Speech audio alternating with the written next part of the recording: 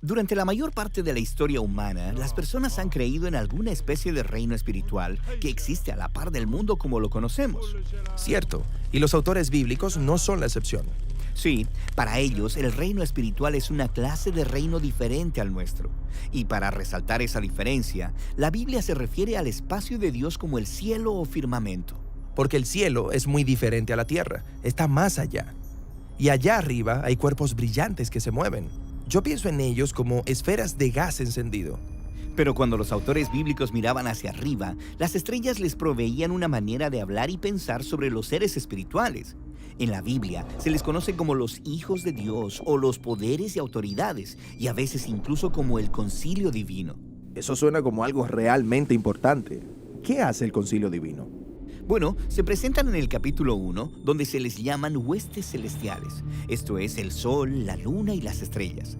También se les llama señales, lo que quiere decir que su poder y estatus simboliza y apunta al poder y al estatus de Dios. Sí, entonces en Génesis 1, Dios las designa para gobernar sobre el día y la noche. Exactamente. Y luego, después en la Biblia, se nos dice que estaban celebrando el poder y la creatividad de Dios cuando Él creó el mundo. Como los fanáticos en un partido deportivo. Sí, así. También hay historias en la Biblia en la que Dios invita al concilio divino a participar en la toma de una decisión, como cuando ayudan a decidir cómo derrocar al rey corrupto de Israel, Acab.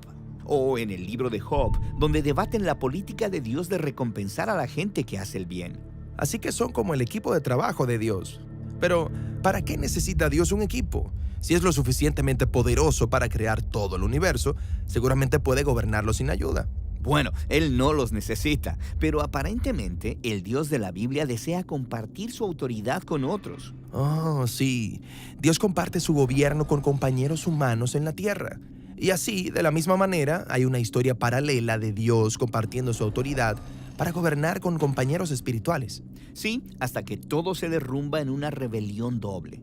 Entonces, tienes humanos que quieren gobernar la tierra en sus propios términos, y ellos empiezan a construir su propia nación, utilizando sus propias definiciones del bien y el mal. Sí, la famosa historia de la construcción de Babilonia. Pero mira esto. Cuando los autores bíblicos como Moisés o Isaías regresaban a los orígenes de Babilonia, miraban más que una rebelión humana, también miraban una rebelión espiritual. ¿Cuál fue esta rebelión espiritual? Bueno, había miembros del concilio divino quienes, como los humanos, ya no querían representar la autoridad de Dios, querían ser Dios y se rebelaron. Entonces, estos seres creados engañaron a los humanos para adorarlos a ellos en lugar de al Creador. Entonces Babilonia se convirtió en la imagen bíblica de la rebelión humana y espiritual combinada. Entonces Dios dispersa a las personas de Babilonia hacia las diferentes naciones. Y en el libro de Deuteronomio, Moisés dice que aquí es donde Dios también con ellos dispersó a los rebeldes del concilio divino. Así que las naciones son entregadas a los poderes espirituales. Sí, esta es la razón por la que cuando los profetas bíblicos miran los imperios violentos de la época, ellos ven dos dimensiones en todo el caos y la injusticia.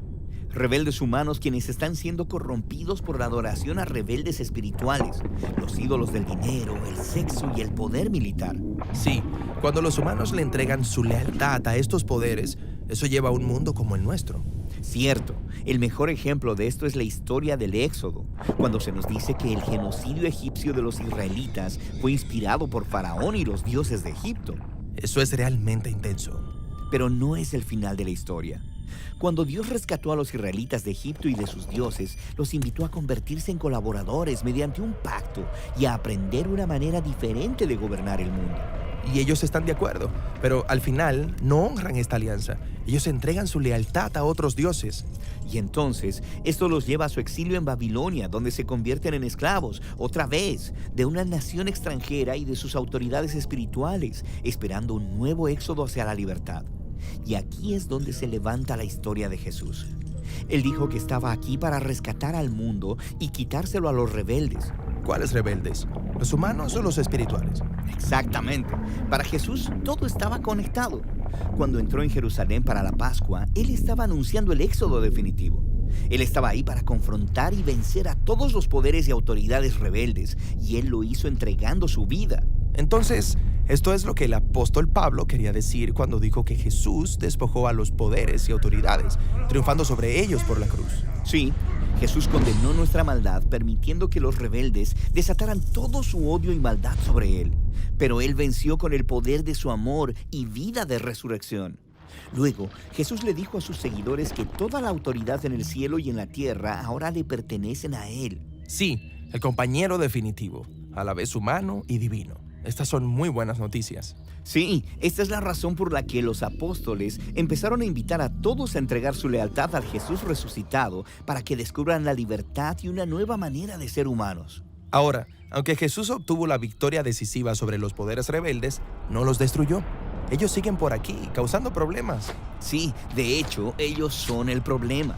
Los apóstoles dijeron que el verdadero enemigo de la humanidad nunca es otro ser humano. Más bien son los poderes espirituales que estimulan los ídolos culturales que inspiran odio, división y violencia. Entonces, cuando veo a personas lastimando a otras personas, detrás de eso está el concilio divino rebelde. ¿Cómo tratas con esta clase de enemigo? Bueno, el apóstol Pablo dijo que podíamos resistir vistiéndonos de las características de Jesús, como una armadura, fidelidad, justicia y paz. Y dijo que nuestra única arma es la palabra de Dios. Esto es la historia bíblica de las buenas nuevas de que Jesús ha vencido a todos los rebeldes con el poder divino de su vida y amor.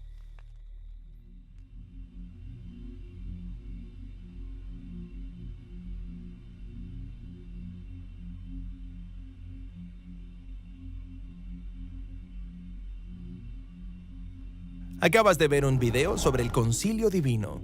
Junto al concilio divino hay más seres espirituales en el reino de los cielos. Se llaman ángeles y querubines. Eso es lo que veremos a continuación.